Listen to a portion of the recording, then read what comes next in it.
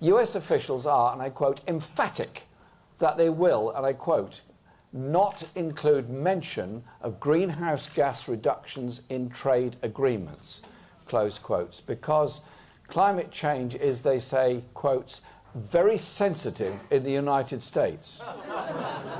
Well, I don't care how sensitive it is. This is the biggest threat to our future. There's a debate tonight except one.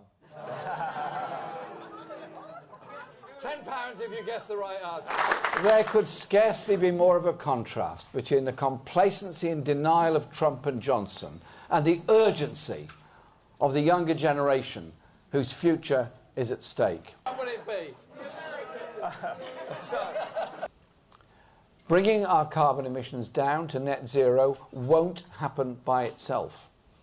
It will only be possible with massive public investment in renewable energy and green technology. So a Labour government will bring about a green industrial revolution, creating 1 million new skilled green jobs. 1 million jobs, from building wind turbines to insulating homes to reforesting our wonderful countryside, to manufacturing new electric vehicles.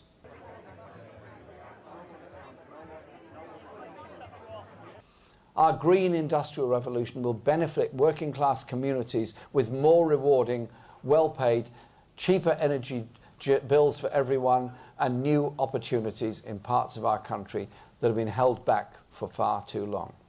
Because too often people are made to feel like the cost of saving the planet falls on them, while the wealthy can fly about in private jets and heat their empty mansions.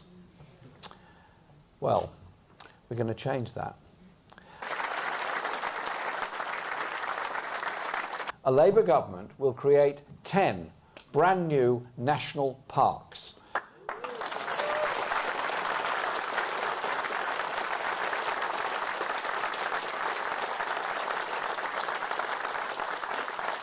Increasing the total size of our national parks by 50%, meaning 3/4 of the people of this country will live within 30 minutes of a national park. All this on debate tonight on Channel 4 as well. There we go.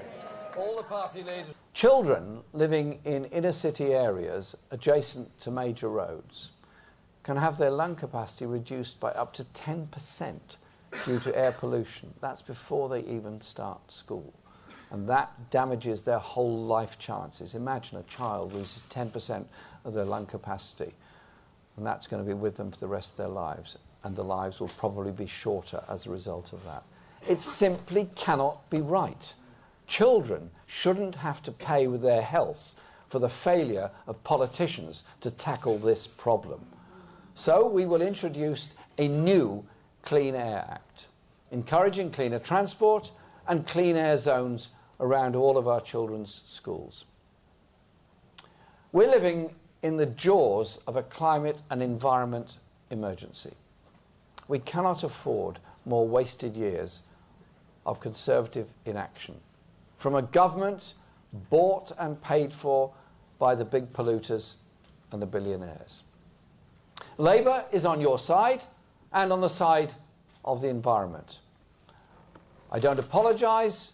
Our plan for nature is radical and innovative, and I think it begins to measure up to the emergency that we all face. Within 3 months of taking office, we'll negotiate a leave option with the European Union that maintains trade with the European Union and protects the Good Friday Agreement in Northern Ireland by a customs arrangement, and protects the rights that we've obtained through European membership, consumer rights, environmental protections and workers' rights.